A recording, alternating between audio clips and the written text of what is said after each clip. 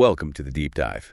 Today, we're unpacking two layers of healthcare that might seem separate, but really they're deeply connected. On one hand, we've got the systems, the structures that healthcare facilities use, trying to ensure quality and patient safety. Right, the formal processes. Exactly. And then on the other side, there's the personal journey, the often quiet, emotional and mental healing that happens after you've gone through an illness or treatment. That's right.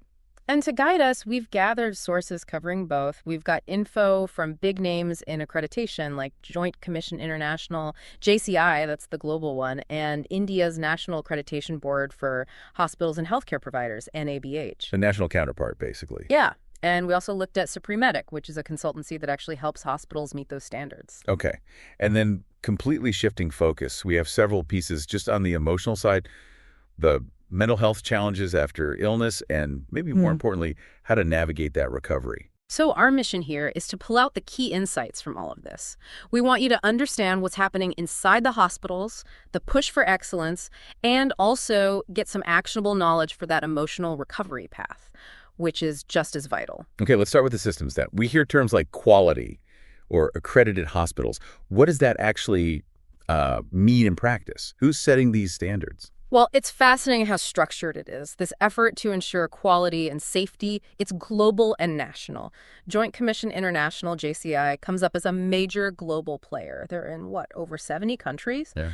Accredited over 1,000 programs. Wow. And their mission is pretty clear: to enable and affirm the highest standards of healthcare quality and patient safety for all. And the standards themselves are described as rigorous. They even have specific international patient safety goals. So it's not just like vague guidelines. No, not at all. It seems very targeted. They're aiming at specific problem areas to actively reduce harm.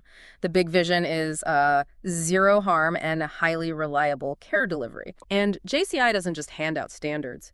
The sources say they offer training, advisory services, basically helping organizations figure out how to actually meet these benchmarks and improve. Right. And then we saw the National Accreditation Board for Hospitals and Healthcare Providers, NABH, in India. Yeah, which brings up the question, how do national bodies like NABH fit in? Well, it looks like NABH does a very similar job, but specifically within India, setting benchmarks, running accreditation programs tailored for Indian healthcare organizations. They talk about building an ecosystem for quality. So different bodies, but a similar goal. Exactly. Both JCI and NABH really highlight how important that external evaluation is for driving improvement. You need someone from the outside looking in. And the consultancy, Supremedic, seems to fit right into that ecosystem, helping hospitals with, say, NABH implementation, getting ready for accreditation, but also other things like planning infrastructure or even recruiting staff. Right. They position themselves as providing the expertise hospitals might need to hit those quality targets. So connecting the dots. The testimonials mentioned in the JCI source, what did they say about the impact? That was interesting. Hospitals reported seeing real benefits.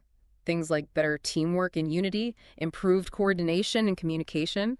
They even saw it as giving them a competitive advantage and boosting community confidence. Okay, so it's not just about rules on paper. Not at all. Critically, they also mentioned improvements in risk management and risk reduction and building a stronger culture of patient safety. So it aims for real operational and cultural shifts. So boiling it down for you, the listener, what this means is organizations like JCI and NABH, supported by consultants, are working behind the scenes. They're putting systems in place aimed at making the hospitals you use safer and, better. Seeing those accreditations is kind of a signal, right? A sign of commitment to meeting those high standards. It's a marker of that effort. Now, let's pivot. That was the system working on the patient, essentially. But what happens inside the patient afterwards? Our sources really hammer home that recovery from serious illness or surgery isn't just physical, it's a huge emotional and mental journey, too. Yeah, and this feels like the part that often gets minimized or overlooked. Absolutely. And the sources argue strongly that ignoring your mental health during recovery can actually slow down your physical healing. It impacts your overall quality of life. It makes sense. The whole experience, illness, hospital, surgery, takes a massive toll. Anxiety, depression, mood swings, isolation, even PTSD, especially after something traumatic like the ICU. And because that toll is so significant, the sources get very practical. They list clear, don't common mistakes people make that can really sabotage their emotional recovery. Okay, so what shouldn't you do? What are these pitfalls? Well, one big one is don't. Ignore emotional whiplash. They describe it as that crash you might feel suddenly hitting depression, anxiety, PTSD, signs like feeling numb, being irritable, reliving stuff. Right. That delayed reaction. Exactly. Another key don't is compare your recovery to others.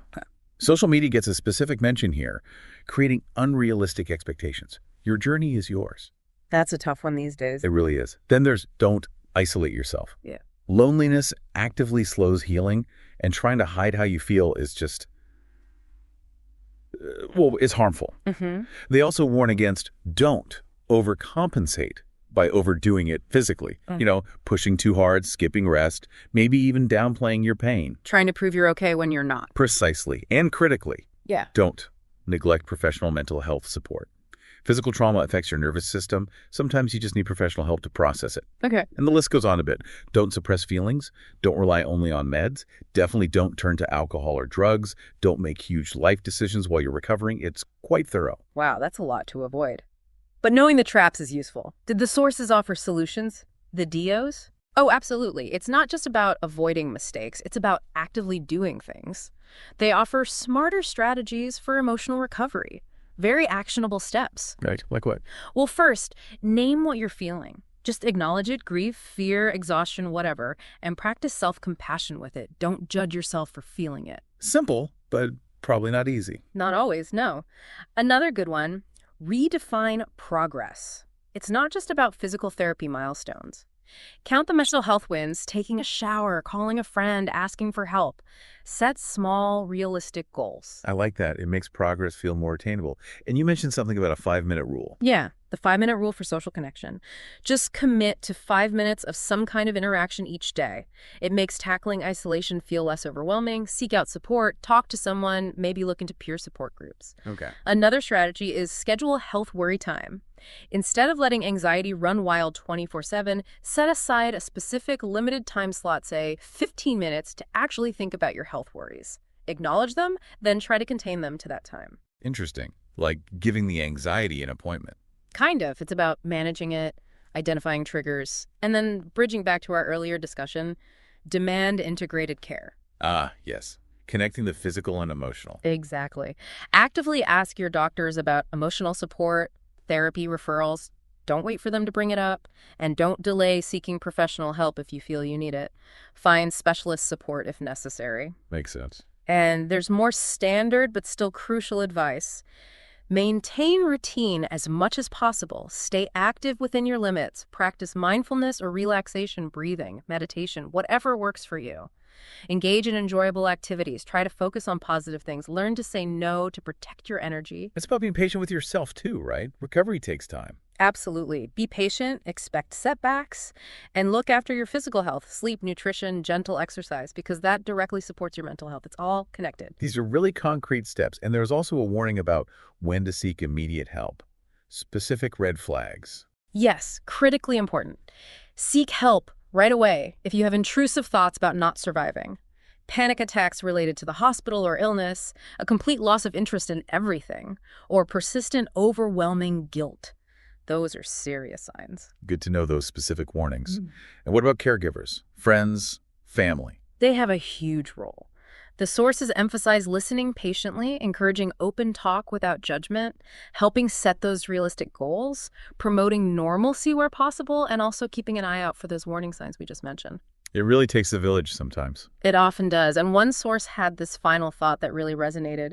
It was about shifting away from, I'll be happy when I'm back to normal. Right. And moving towards something like, I'm learning who I'm becoming through this recovery. Acknowledging that illness changes you and navigating that change, mentally and emotionally, is part of healing, not a weakness. That's a powerful reframe. Accepting the change rather than just fighting to get back to an old self that might not exist anymore. Exactly. It honors both body and mind, which really leads to the question for all of us. How can we truly embrace that mindset? How do we prioritize emotional health in recovery for ourselves or others? It means actively using these strategies and demanding that integrated care. So wrapping up our deep dive today, we've looked at these two really interconnected areas. First, the big systems, the JCI and ABH type organizations, trying to build quality and safety into the places where we get physical care. We saw how they set standards, global and national, and how consultants might help facilities meet them, aiming for real improvements in how care is delivered, managing risks, and building that safety culture. And then we got very practical, digging into the emotional side of recovery. We looked at the source-backed advice on the pitfalls to avoid the don't we years and the powerful DOs, the strategies you can actually use. Naming feelings, redefining progress, scheduling worry time, demanding integrated care. Yeah, it's a reminder that while the healthcare system handles the physical stuff, hopefully with high quality, the healing journey is much bigger. It's holistic. Your mental and emotional state isn't just a side effect. It's absolutely central to fully recovering. So here's a final thought to leave you with. We've seen how important emotional and mental health is for recovery based on these sources. So how can we as patients, as caregivers, just as people who use the healthcare system, advocate more effectively for this emotional side to be treated with the same routine, seriousness, and rigor as physical care quality currently is? How do we make integrated care the absolute standard?